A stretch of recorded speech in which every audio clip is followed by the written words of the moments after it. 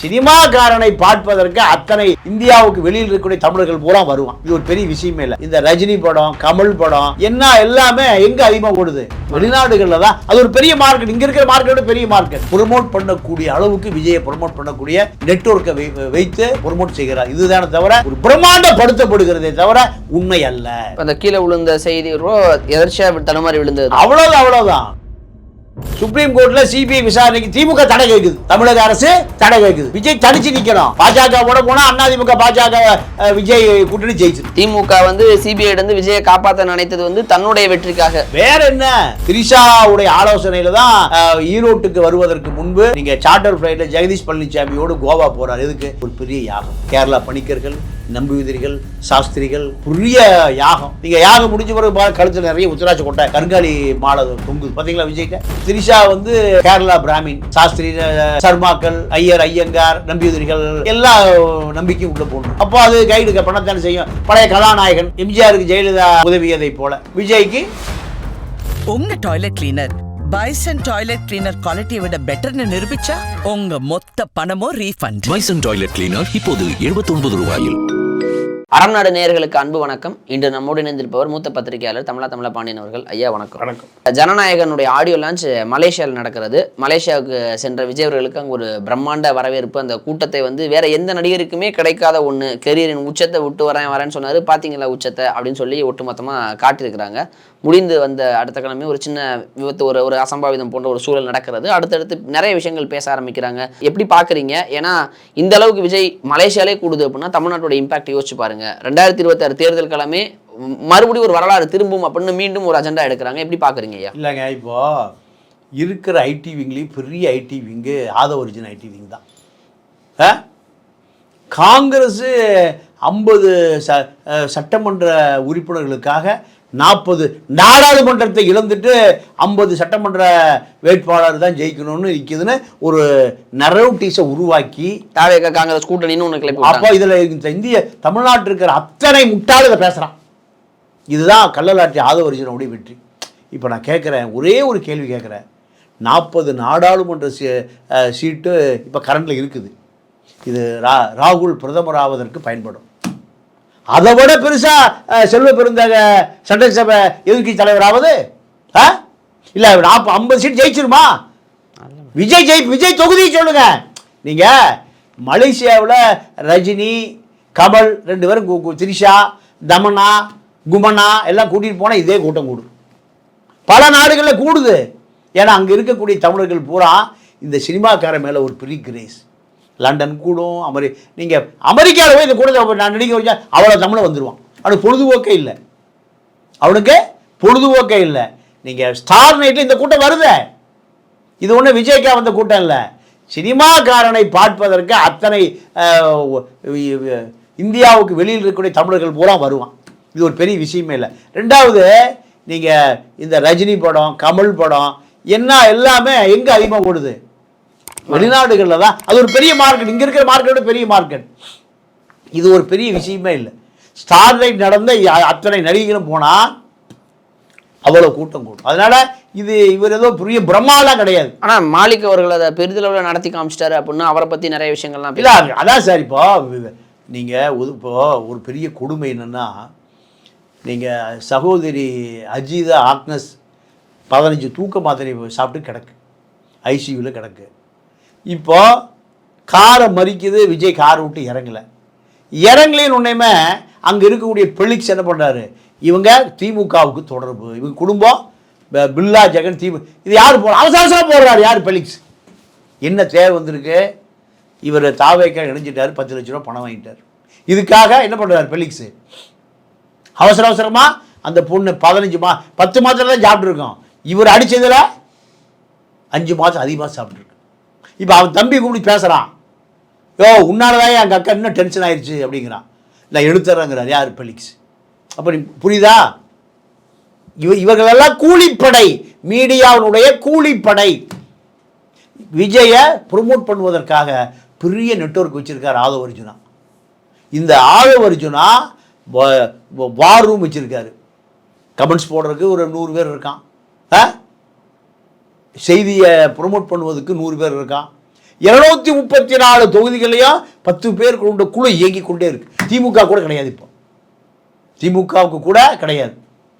திமுக ஒரு தொகுதிக்கு 10 கோடி ரூபான்னு 237 2000 3000 கோடி ரூபாயை இறக்கி கொண்டு டம்ப் பண்ணிட்டான்.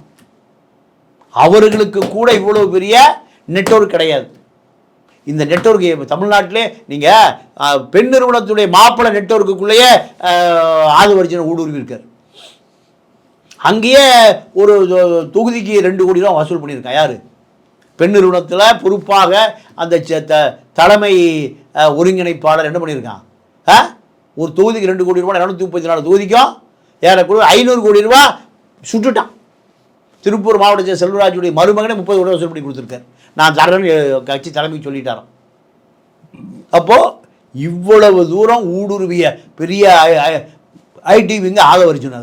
இப்போ ஆதவர்ஜுனா இந்த செய்தியை பெரிய அளவில் ப்ரொமோட் பண்ணக்கூடிய மிகப்பெரிய, அதாவது பில் கிளின்டன் ட்ரம்ப்பை ப்ரொமோட் பண்ணக்கூடிய அளவுக்கு விஜயை ப்ரொமோட் பண்ணக்கூடிய ஒரு பெரிய நெட்வொர்க்கை வைத்து ப்ரொமோட் செய்கிறார். இதுதானே தவிர ஒரு பிரம்மாண்டப்படுத்தப்படுகிறதே தவிர உண்மை அல்ல. அந்த கீழே விழுந்த செய்தி எதர்ச்சியாக தடுமாறி விழுந்தது, அவ்வளோதான். இதெல்லாமே இயற்கையாக பெரிதுபடுத்த திமுக ஐடிவிங்கும் விஜய் ஐடிவிங்கும் தான். நீங்கள் அதிமுக ஒன்றுமே இல்லை வாங்கிவிட்டானுவோம். 1 கோடி ஓட்டு இருக்கு. அங்கே அடிப்படை கட்டமைப்பு உள்ள கட்சி அது. காங்கிரஸுக்கு கொடி கட்டுறதுக்கு ஆள் இல்லை. ஆனால் அதை அதிமுகவை விட பெரிய இயக்கமாக அண்ணாவே ஒழிச்சு விட்டார்.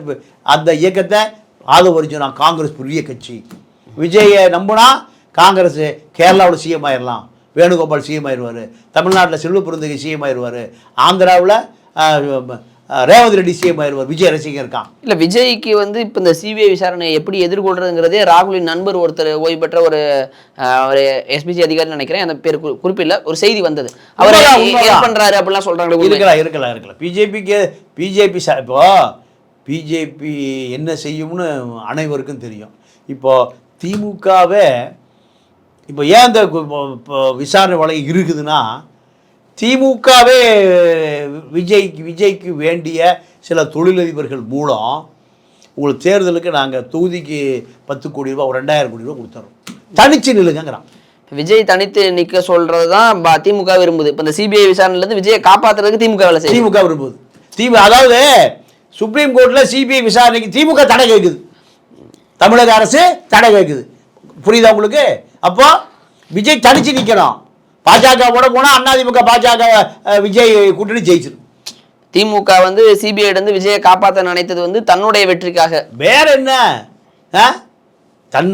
தான் எப்படியாவது மீண்டும் அதிகாரத்துக்கு வரணும், இன்னொரு 5 லட்சம் கோடி மாப்பிள்ளை சேர்த்தணும். எவ்வளவு? 5 லட்சம் கோடி சேர்த்தணும். இதுதான் அரசியல். இப்போ விஜயை பொறுத்த வரைக்கும் விஜய் அதிகார அழுத்தம் இது வரைக்கும் அவர் சந்திச்சதே இல்லை. இதுக்கப்புறம் சந்திக்க போறார். இப்போதான் சந்திக்கிறார். இப்போ இதற்கப்புறம் விஜய் மீது விழுகக்கூடிய விமர்சனங்கள், தாக்குதல்ங்கிறது வேறு விதமாக இப்போ முழுக்க நேரம் அரசியல் வரும்போது எல்லாத்தையும் சந்திக்க வேண்டிய தேவைக்கு தள்ளப்பட்டிருக்கிறார். திரிஷா விஷயம்லாம் ஒரு பெரிய விஷயம் இல்லை. பல திரிஷாக்கள் வருவார்கள் போவார்கள். திரைப்பட நடிகனுக்கும் திரிஷாக்களுக்கும் அது ஒரு பெரிய விஷயமா இல்லை.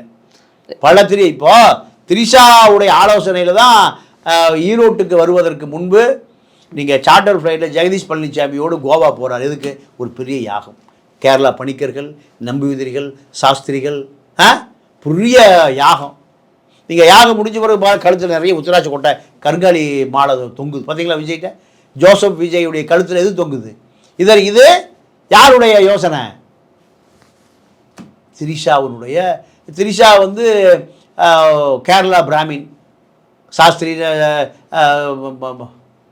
சர்மாக்கள், ஐயங்கார், நம்பியுதிரிகள் எல்லா நம்பிக்கையும் உள்ள பொண்ணு. அப்போ அது கைடுக்கு பணத்தானே செய்யும். பழைய கதாநாயகன் எம்ஜிஆருக்கு ஜெயலலிதா உதவியதை போல விஜய்க்கு திரிஷா உதவுகிறார். இதெல்லாம் சாதாரண விஷயம். இப்போ இந்த விஜய் அவர்கள் ஜனநாயகன் படம் சார்ந்து மட்டும் பேசி முடித்துட்டு வந்தார். இங்கே பராசக்தி படம் அந்த மாதிரி திரைப்படம் சார்ந்து போயிட்டு இருக்கு ஐயா. இதற்கு பிறகு விஜய் அவர்கள் நீங்கள் சொல்வதை பார்த்தால் கூட்டணியில் இணைவார் அப்படிங்கிறது தான் தீர்க்கமாக தெரியுதா? இணைந்தால் பாஜகவை முழுவதுவாக எதிர்க்கக்கூடிய விஜய், பாஜக தான் கொள்கை ரீதியாக அவங்க தான் எதிரி, அரசியல் எதிரி தீர்மானிச்சிட்டார். அப்படி பாஜக கூட்டணி விஜய் இடம் பெற்றால் அது எவ்வாறு உதவி செய்யும்? ஐ மீன் அதிமுக வெற்றிக்கு எந்த வகையில் உதவி செஞ்சிட முடியும்? ஏன்னா விஜய் அவர்கள் பாஜக கூட இருந்தாலும் விஜய் மீது இருக்கக்கூடிய கிரேஸும் குறைய வாய்ப்பு இருக்கு இல்லையா? இங்கே அப்படிலாம் இல்லைங்க. இந்த தலைவன் எதை மவுண்ட் ரோட்ல அவுத்து போட்டாங்கன்னா அவ்வளோ பேரும் ஆதரிப்பாங்க. விஜய் என்ன சொன்னாலும் பாஜக கூட்டணி. ஆமா, அதிமுக என்ன நடக்குது, திமுக என்ன நடக்குது? திமுக பிரதான பாஜக எதிரி. ஜெயலலிதா ஆட்சியை கவுத்திருக்கும்போது தூக்கி பிடிச்சது யாரு? இங்க ஒரு கோடி தொண்டை அதிமுக திமுக ஒரு கோடி தொண்டை. அரசியலே பேசக்கூடாது, சிந்திக்க கூடாது. தலைமை எதை சொல்லுகிறதோ அதை செய்யணும். தலைமை சிந்திப்பதை நிறுத்திட்டு தான் அதிமுக திமுக வரணும். சிந்திக்கவே கூடாது. ஈழத்தமிழன் சாகும் போதே சிந்திக்கலையே இவன் எப்போ சாக போகிறான், எப்போ சிந்திக்க போகிறான்? அந்த காலத்திலே காங்கிரஸ் திமுக ஜெயிக்குத. அதனால் இங்கே விஜய் ரசிகன் அண்ணன் சொல்லிட்டாரியா, பாஜகவை நாங்கள் தூக்கி பிடிக்கணும், பாஜகவை தூக்கி பிடிக்கணும். பாஜக தான் இந்துக்களுடைய கட்சி, பாஜக தான் இந்துக்களுடைய தர்மத்தை நிலைநாட்டுகிற கட்சி, சனாதன தர்மத்தை நிலைநாட்டுகிற கட்சி அப்படின்னு சொன்னால் அவ்வளோ ஏற்றுக்குவோம், அவ்வளோ பேரும் ஏற்றுக்குவான். ஆனால் இன்னொரு புறம் விஜய் அவர்கள் தலைமையில் தான் கூட்டணின்னு தீர்க்கமாக நம்புறாங்க. டிடிவி அவர்கள் ஓபிஎஸ் அவர்கள்லாம் வந்து இணைய போகிறாங்கன்னு சொல்கிறாங்களே. இல்லை, ஓபிஎஸ் டிடிவிலாம் ஒரு பொருட்டே அல்ல, வந்து இணைஞ்சாலும் ஒன்றும் பெருசாக இல்லை. நீங்கள் விஜய்க்கு ஏன் அவ்வளோ டிமாண்டு? 10% வாக்கு கேரண்டியே உண்டு. 10ங்கிறீங்க, 25 சரி 80 வச்சுங்க நீங்கள், அதாவது 50 வச்சுங்க, 100 வச்சுங்க. நீங்கள் ஒரு கணக்கு மட்டும் போடுங்க சார். 70% தான் ஓட்டு போலாகுது. 20 முதல் 25% திமுக அதிமுக நிரந்தரமாக இருக்குது. அப்போ எவ்வளோ உதிரி எவ்வளோ இருக்குது? 20%. இதில் உதிரி கட்சிகள் கம்யூனிஸ்ட், 2 கம்யூனிஸ்ட்டு, காங்கிரஸ், வைகோ, வேல்முருகன், பாமக, தேமுதிக, இப்படி நாம் தமிழர், நீம் தமிழர் எல்லாம் சேர்த்தா ஒரு 20% வருமா? அப்போது டேலியாக போச்சு. விஜய்க்கு எங்கேருந்து மறுபடியும் 20% வரும்? இது எதுலேருந்து வரும்? திமுகலேருந்து வரும், அதிமுகலேருந்து வரும், சிறுத்தைகள் நான் சொல்கிறது சிறுத்தைகள் சேர்த்தலை. அப்போது இந்த 20, 40, 30, 70, 25, 50, 20, 70 இதிலிருந்து எவ்வளோ வரும்? 30 வந்துருமா? சிந்திச்சு பாருங்க. தமிழன் சிந்திப்பதை நிறுத்தி 2000 வருஷம் ஆச்சு. என்னைக்கு இந்த பார்ப்பனியம் உள்ள வந்ததோ அன்னைக்கே சிந்திக்கிறத மறுத்துட்டான். எதை சொன்னாலும் கேட்பான். டே முருங்கை மரத்தை வெட்டிடுடா, அது வேதாளம் இருக்குன்னா வெட்டி எரிஞ்சிடுவான். முருங்கை இலை சாப்பிட்டா முருங்கை தின்றவன் வெறும் கையோடு போவான், குச்சி தூக்கி வீசி நடந்து போவான். இதுதான் குரல். அவ்வளவு இரும்பு சத்து இருக்கு. கியூபாக்காரன் கியூபாவில் கொரோனாவை விரட்டினதே முருங்கை. இங்கே முருங்கையை சாப்பிடாதீன்ட்டான். நம்ம போய் அப்படியே ஏற்றுக்கிட்டான். பாப்பா அவனுக்கு குழந்தை கொண்டு கொடுத்தான், மாடசாமின்னு வச்சான், சுடலை மாடன்னு வச்சான். சுடலைன்னு என்ன? சுடுகாடு. அவனுக்கு நல்ல சங்கர், மாலதி பேர் வச்சுக்கிட்டான். இவனுக்கு கருப்பேன், சுப்பேன், முனியாண்டின்னு வச்சான். எதையும் சாப்பிடாதான்ட்டான். பெரியார் தான் சொல்லுவார், மாட்டை புதைச்சிட்றா, மாட்டு சாணத்தை சாப்பிட்றா, மாட்டு மூத்திரத்தை குடிடான். இப்படி தான் இங்கே இவன் சிந்திப்பதே இல்லை. அதனால் விஜய் எதை சொன்னாலும் அங்கே இருக்கிற 10% கேட்டுக்கும். சரி, இப்போ இறுதியாக ஒரே ஒரு கேள்வி. அதிமுக கூட்டணியில் விஜய் வந்து இணைவார் அப்படின்னா 2011 நடந்தது போல எதிர்க்கட்சி தலைவராக விஜய் வாய்ப்பா? அதுதான் வாய்ப்பு. விஜயகாந்த் மாதிரி தான் ரிப்பீட் ஆக போகிறோம். ஆமாம். இப்போ அதற்கு பிறகு விஜய் எப்படி அரசியல் பண்ண போறாரு, என்ன நடக்குங்கிறத பொறுத்து தான் பார்க்கணும். எனிவேஸ், இந்த சிபிஐ விசாரணை வளையத்தில் விஜய் சிக்கியிருக்கிறார். இது கூட்டணியில் தான் போய் முடியும் அப்படிங்கிறத சொல்லியிருக்கிறீங்க. பொறுத்து பார்ப்போம். நேரம் கொடுத்ததுக்கு நன்றி. நன்றி, வணக்கம்.